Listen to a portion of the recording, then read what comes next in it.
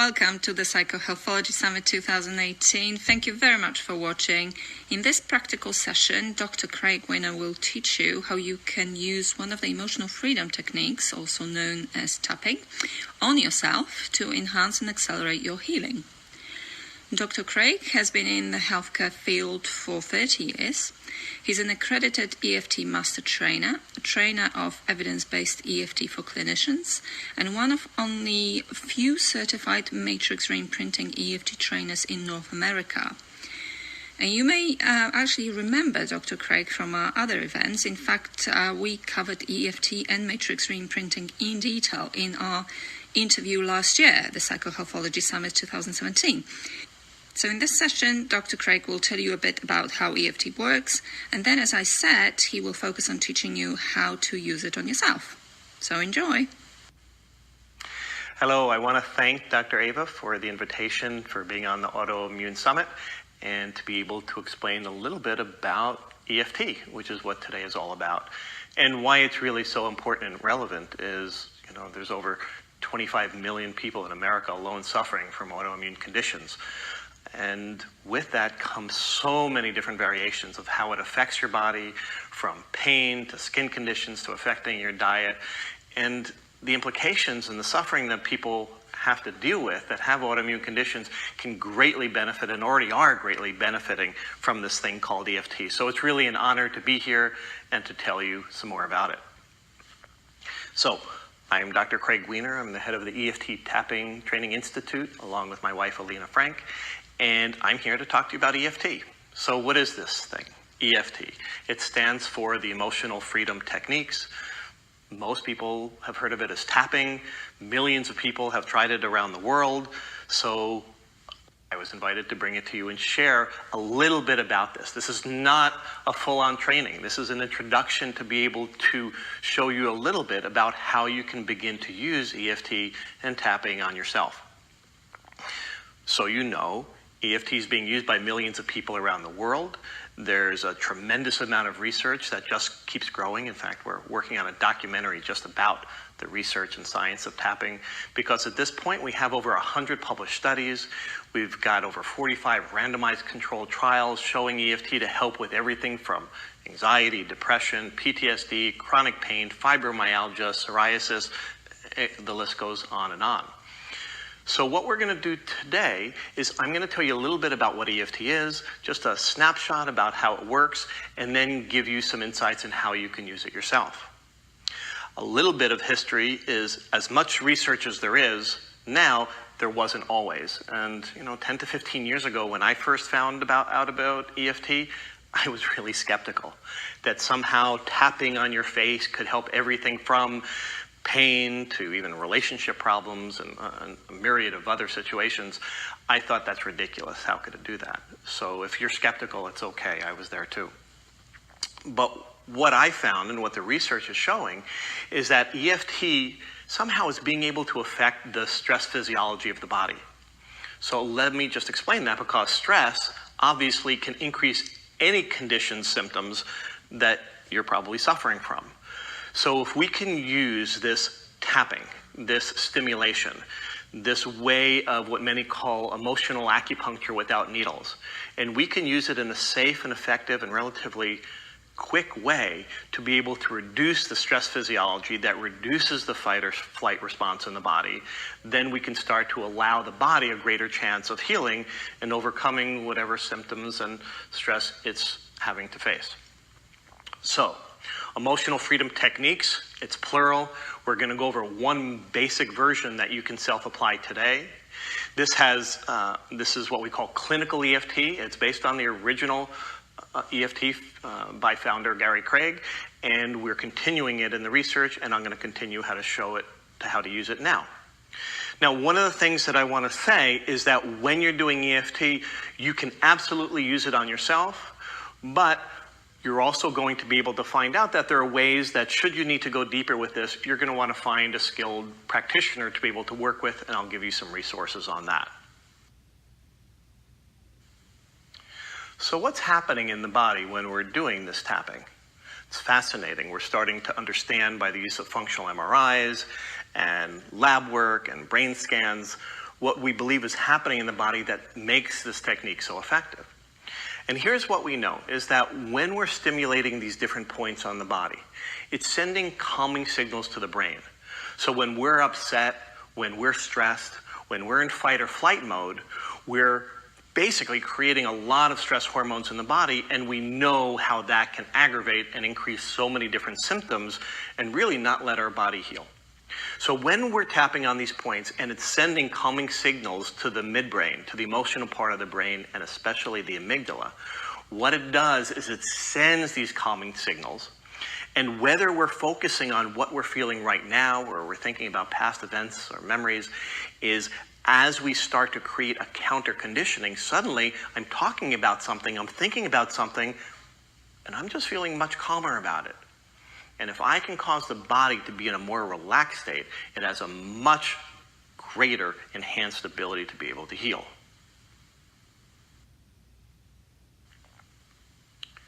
Okay, so when we are doing EFT, what I want to do first is, before I show you the whole part, I want to show you the points that we're going to be stimulating and where they are on the body. They're on the upper part of the body, the head, face, and upper torso, and also on the hand. So let me go ahead and show you what they look like. The first point that we're going to start off with is what's called the side of hand. And you can take your dominant hand, 4 fingers, and just be tapping on the outside of the hand, gentle, a pace something like this, or whatever works for you. The next point that we'll be stimulating is on the very tippy top of the head. You can use 2, 3, 4 fingers right on the top in the center here. The next point, as we cascade our way down, is going to be the beginning of the eyebrow, what we call the eyebrow point. And you can use one hand, the other hand, or both hands. It's really quite flexible with that. So we're going to stimulate the points right here, the eyebrow point. The next point is going to be outside the eye, on the bony part right here. Not so close that you're blinking, and not way out by your temples either. So right here. The next point is going to be what we call the under the eye point, which is right here, directly under the pupil. The next point is going to be in this little divot groove right here that we call the under nose point. That's going to be followed by the little line or indent right here that we call the chin point. These all have Chinese names for these different points, but we're going to keep to these simple reference anatomical points. The next one we're going to do is called the collarbone point. We're going to do it on both sides. There are a couple of ways you can do it. Go ahead and find your collarbones, and where they come right here, there's a little protrusions right here. Go slightly down and out, and you can either stimulate it with your hands on both sides like this, or you can even reach across and do both at the same time with one hand. The last point is going to be the under the arm point, and you can find that by reaching across, going about 4 inches down from the armpit, normally where a woman's bra crosses, and use the flat of your hand to tap there. Some people like to tap on the same side, or you can do both at the same time, either way like this. So those are the points. Now, once you've got the points down, we have to come up with the cognitive and the emotional and the verbal part of EFT. So there's 2 parts. We're going to go ahead and we're going to acknowledge the problem and the emotion and even the somatic or the body part of it, and then we're going to have an acceptance part or a self-affirmation part. So it looks something like this. First, I want to locate something specific that's bothering me. So let's just say that I'm having a lot of pain in my hands. And today that makes it really frustrating because it's a beautiful day. I want to go out in the garden, but I can't because my hands hurt too much. So I've acknowledged the problem. The problem is that I'm in pain, my hands are in pain and I can't go out and garden. And when I think about that, wanting to go out and harvest the green beans because they're ready today, and I think about that, that makes me feel, the emotion is frustration. I feel really frustrated that I can't go out there right now because of the pain. I want to go ahead and find the intensity of that emotion. So how frustrated am I, 0 to 10? 9, really frustrated. I want to go out and I want to make a green bean casserole with fresh green beans, and I can't. I'm really frustrated that I can't go out and do that today.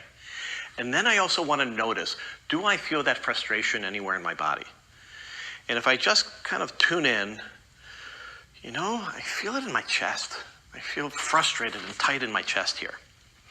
So that's all the first part of what we call the setup phrase. The second part is going to be some form of self-acceptance. In clinical EFT, we typically use the phrase, even though I'm feeling this way, I still deeply and completely accept myself. If that doesn't resonate for you, you may have an acceptance phrase that looks something like, I accept that's how I feel. And those are the basics for the setup, and then we're going to reevaluate. So what does it look like? It would look something like this. Tapping on the side of hand. Even though I feel so frustrated. Even though I feel so frustrated because I can't go out and garden today because my hands are hurting so much, and I feel that frustration in my chest, I still deeply and completely accept myself. I do this 3 times. Even though I feel so frustrated that I can't go out in the garden and pick green beans today, and I feel that in my chest, I still accept myself. Even though I feel so frustrated and I feel it in my chest because I can't go out and pick green beans in the garden today because my hands hurt so much, I still deeply and completely accept myself. Then we're going to use what we call a reminder phrase on each of those points, which is basically the emotion that I'm feeling. This frustration, all this frustration, so much frustration, this frustration, just feeling so frustrated, all this frustration. And then I pause and I think about the situation that I'm tapping on, and I see, is it still the same? Is it still frustrated? And is it still really high, like an 8 or 9 like it was before?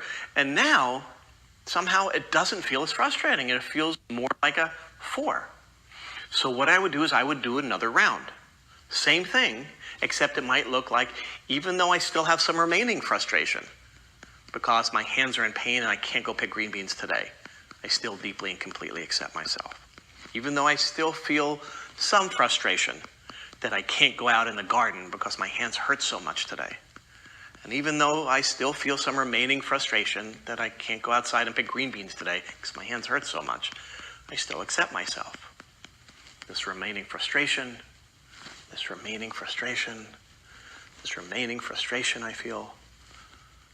Still have some remaining frustration.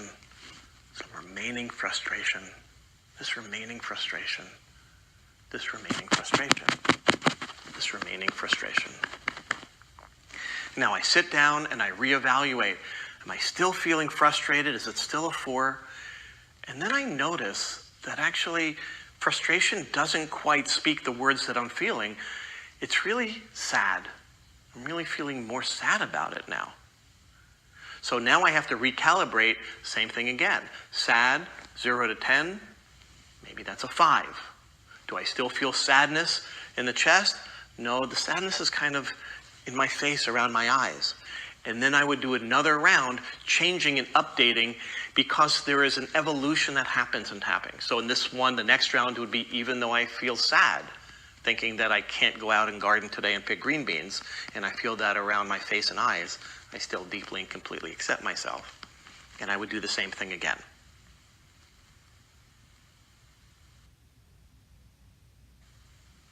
Okay, great. Now, of course, you're going to be inserting your own information, right? What's causing you to be stressed or upset or anxious or whatever, what specific event, what the emotion you feel is, where you feel it in your body, all of that needs to be very individualized to you. So you need to make it that way, and the more specific that you can be, the better. We always want to work and try to work down to a 0 if we can. But sometimes there's complications. In other words, sometimes, and actually most of the time, to be honest, there are other events and other circumstances that our brain starts to connect with about other times that we started to feel frustrated, about things and losses that we've had in our life as a result of our condition. So make a note of those things as they start to come into your mind, and as you start to learn more about EFT, which I hope you do, you'll learn how to use EFT for not just how you're feeling now, but for events and things that happened in the past. Because the role of significant stressful events, and especially traumatic events, play a large role in kicking autoimmune conditions and many other types of conditions into gear, or at least exacerbate them.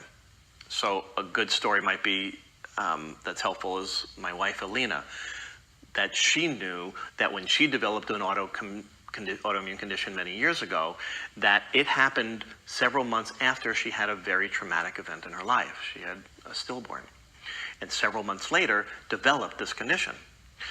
She tried everything. She tried every kind of diet and medical and alternative intervention, and it really wasn't until she found EFT that she started tapping on herself regularly that she started to notice the symptoms start to dissipate to the point that she didn't need to take medication anymore and resolved her condition. Now, when we look at the emotional contributing factors to any kind of condition we're suffering from, if we can reduce the stress on our bodies, then the body has a greater chance of self-healing.